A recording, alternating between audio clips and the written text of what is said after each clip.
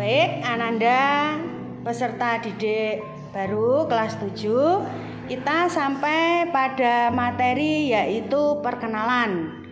Perkenalan ini kalian akan mengenal struktur organisasi di SMP 1 Semanding, ya. Jadi Bapak Ibu guru ditempatkan di dalam tugas atau jabatan apa di sekolah ini. Silakan kalian perhatikan struktur organisasi SMP Negeri 1 Semanding berikut. Nah, di situ bisa kalian lihat yang posisi tertinggi kedudukan di SMP 1 Semanding ini adalah kepala sekolah dan komite sekolah. Kepala sekolah kalian sudah mengenal beliau, yaitu pada waktu pembukaan MPLS ya, yaitu Ibu Hajah Jajuk Suryatmi SPD MPD. Kemudian komite sekolah ini diketuai oleh Bapak Herman Susanto. Komite sekolah itu adalah organisasi yang dibentuk oleh orang tua siswa. Orang tua siswa kelas 7, 8, dan 9 ini membentuk perwakilan yang duduk di dalam komite sekolah. Kemudian kita ke bawah, di situ ada koordinator TU. TU itu tata usaha, atau istilahnya sekarang ini ada sebutan TAS, ya, tenaga administrasi sekolah, di mana ini mengurusi hal-hal yang berkaitan dengan administrasi sekolah, misalnya pendaftaran, kemudian kepindahan siswa, kemudian masalah rapot, penyimpanan dan pengarsipan buku induk, surat menyurat dan lain-lain. Ini dikepalai oleh Bapak Sutrisno. Kita menginjak ke bawah. Ibu kepala sekolah di dalam melaksanakan tugasnya ini dibantu oleh yang namanya wakil kepala sekolah. Wakil kepala sekolah di sini yang pertama adalah wakil kepala sekolah bidang kurikulum. Ini dipegang oleh Ibu Hilmin Dwi Astuti MPD, dibantu oleh Ibu Lilis Sulistianingsih SPD. Ya. Beliau berdua ini mengurus kepentingan sekolah berkaitan dengan kurikulum, misalnya pembelajaran, kemudian jadwal mengajar dan hal-hal yang berkaitan dengan buku-buku pelajaran, ujian sekolah, dan lain-lain. Wakil kepala sekolah berikutnya adalah wakil kepala sekolah bidang kesiswaan. Di sini beliau yang bertugas adalah, nah ini Bu Muntaro SPD. Sudah kenal semua kan ya? Nah, ini orangnya yang di depan kalian. Dibantu oleh Ibu Nur Cahyaning Murni SPD. Beliau berdua ini bertugas mengurus masalah kesiswaan, mengurus kepentingan kalian yang berkaitan dengan misalnya kebutuhan foto, kemudian kegiatan-kegiatan siswa, berbagai macam lomba, kemudian organisasi-organisasi di sekolah, kegiatan ekstrakurikuler, dan masih banyak lagi. Ini beliau berdua yang mengurus. Kemudian ada wakil kepala sekolah bidang sarana dan prasarana. Beliau yang memegang ini adalah Ibu Dr. Andaning Kartuti, dibantu oleh Ibu Kusuma Ningsih. Ya. Beliau berdua ini bertugas mengurus tentang sarana prasarana, meliputi bagaimana kesediaan gedung-gedung di sekolah, ruang-ruang kelas, kemudian bangunan-bangunan sekolah, apakah itu rusak, perlu diperbaiki, ya, dan pengadaan barang, misalnya sekolah membutuhkan komputer, membutuhkan papan tulis, dan lain sebagainya. Beliau berdua ini yang mengurus. Selain 3 kepala sekolah tadi, ada satu lagi yang membantu kepala sekolah, yaitu bidang humas. Nah, bidang humas ini dipegang oleh beliau, yaitu Ibu Dr. Anda Hentik Ningsih dan Bapak Muntari SPD. beliau-beliau inilah yang membantu ibu kepala sekolah sebagai wakil kepala sekolah di bidang-bidang tertentu. Kemudian Ananda perhatikan di bawahnya, setelah wakil kepala sekolah di situ ada guru mata pelajaran.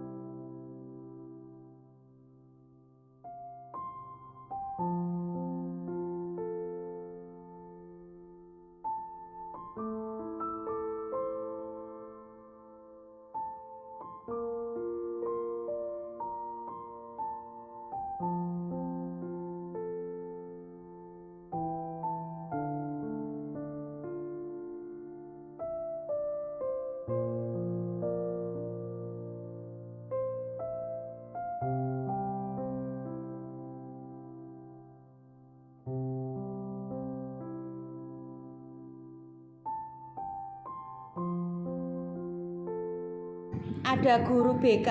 Guru BK itu adalah guru bimbingan konseling, ya. Artinya apabila ada kegiatan siswa yang membutuhkan bimbingan, baik itu pelajaran maupun bimbingan berkaitan dengan masalah-masalah lain, ini nanti guru BK yang akan membantu kalian. Dan ini yang sangat penting bagi kalian, yaitu wali kelas. Kalian sudah masuk di dalam kelas-kelas tertentu, ya. Sudah ada yang masuk di kelas 7A, 7B sampai 7G. Nah, masing-masing kelas ini dibimbing oleh yang namanya wali kelas, ya. Nah, untuk wali kelas ini, karena ini sangat penting bagi kalian yang nanti akan setiap hari membimbing kalian, membantu dan mengurus kepentingan kalian, maka saya perkenalkan, ya. Untuk wali kelas 7A ini dibimbing oleh, atau kelas 7A akan dibimbing oleh Ibu Nini Dwi Wandartin SPD. Nah, bisa kalian lihat, ini Ibu Nini, beliau mengajar mata pelajaran pendidikan olahraga dan kesehatan. Yang membimbing kelas 7B adalah Ibu Khalifatul Mahfiro SPD. Ya, beliau mengajar mata pelajaran IPA. Wali kelas 7C adalah Ibu Dewi Akarini SPD. Beliau mengajar mata pelajaran seni budaya. Kelas 7D dibimbing oleh Ibu Musyaroh. Beliau memegang mata pelajaran bahasa Indonesia. Kelas 7E, wali kelasnya adalah Bapak Gatut Murtianto Effendi SPD. Beliau mengajar mata pelajaran IPA. 7F, wali kelasnya adalah Bapak Muhammad Fendi Pradana Putra SPD MPD. Beliau memegang mata pelajaran PAI. Sedangkan kelas 7G, ini wali kelasnya adalah Ibu Ririn Susiwati SPD. Beliau memegang mata pelajaran matematika. Inilah Ananda, wali kelas yang akan membimbing kalian di dalam kegiatan kalian sehari-hari. Baik, kalian sudah mengenal wali kelas kalian. Ananda sudah tahu wali kelasnya masing-masing, ya. Nah, untuk materi hari Rabu tanggal 14 Juli 2021, materi akan disampaikan di grup kelas. Jadi nanti kalian akan bisa langsung berkomunikasi dengan wali kelas masing-masing lewat grup kelas. Setelah kegiatan MPLS hari ini, hari Senin ini, nanti akan dikirim tautan atau link untuk untuk masuk ke grup kelas masing-masing. Nah, silakan nanti kalian masuk atau klik tautan sesuai dengan kelas kalian masing-masing. Kita lanjutkan struktur organisasi sekolah yang berikutnya. Setelah tadi kita membahas wali kelas, kalian bisa melihat di situ ada kelompok tendik lainnya. Nah, apa yang dimaksud dengan kelompok tendik lainnya ini? Antara lain adalah pengelola gedung di sekolah. Jadi Bapak Ibu guru ada yang diberi tugas khusus untuk mengelola beberapa gedung atau ruangan. Misalnya di sini ada kelompok pengelola UKS, usaha kesehatan sekolah, di mana ruangan ini digunakan untuk kalian apabila di dalam kegiatan sekolah ini merasa sakit, merasa tidak enak badan, bisa beristirahat di ruang UKS. Kemudian ada kelompok laboratorium. Di sekolah kita ada 2 laboratorium, yaitu laboratorium IPA untuk praktik kegiatan pelajaran IPA dan ada laboratorium komputer untuk kegiatan yang berkaitan dengan ujian atau kegiatan administrasi yang membutuhkan komputer. Kelompok tendik lainnya yaitu ada perpustakaan. Jadi ada Bapak Ibu guru yang diberi tugas untuk mengelola perpustakaan. Kemudian ada musola juga, dan juga ada pengelola koperasi pelajar. Nanti ketika kalian sudah tatap muka di sekolah, ini pasti nanti akan mengenal beliau-beliau yang ada di pengelolaan ruangan ini. Baik, itulah struktur organisasi sekolah ya, dari atas sampai bawah, dan yang paling bawah adalah tentu saja kalian, yaitu sebagai peserta didik.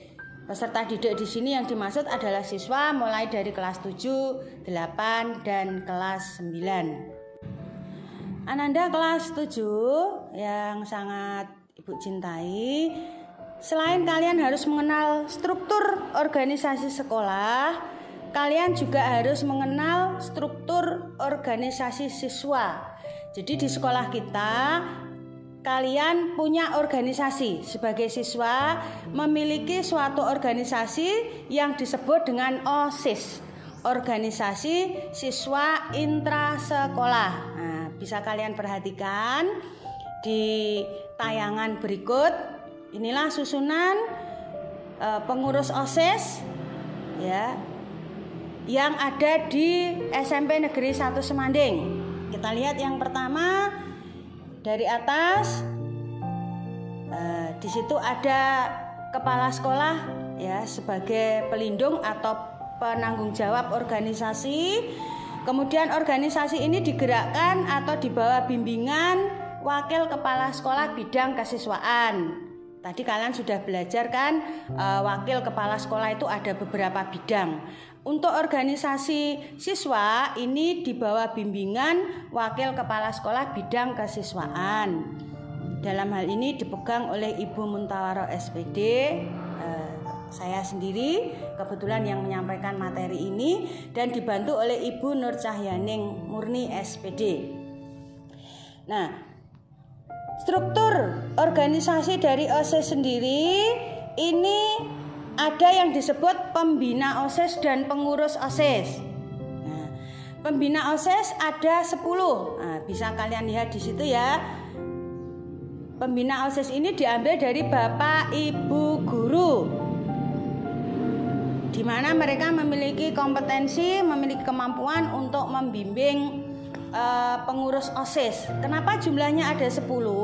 Karena di dalam kepengurusan OSIS itu ada 10 seksi bidang, sehingga perlu 10 pembina OSIS. Nah, setelah pembina OSIS, di dalam kepengurusan OSIS itu ada ketua OSIS dan wakil ketua OSIS. Untuk ketua OSIS dan wakil ketua OSIS ini terdiri dari siswa kelas 7 dan kelas 8. Kenapa kelas 9 tidak diperbolehkan menjadi pengurus OSIS, kalau anggota OSIS semua ya, semua peserta didik kelas 7, 8, 9 itu adalah anggota OSIS.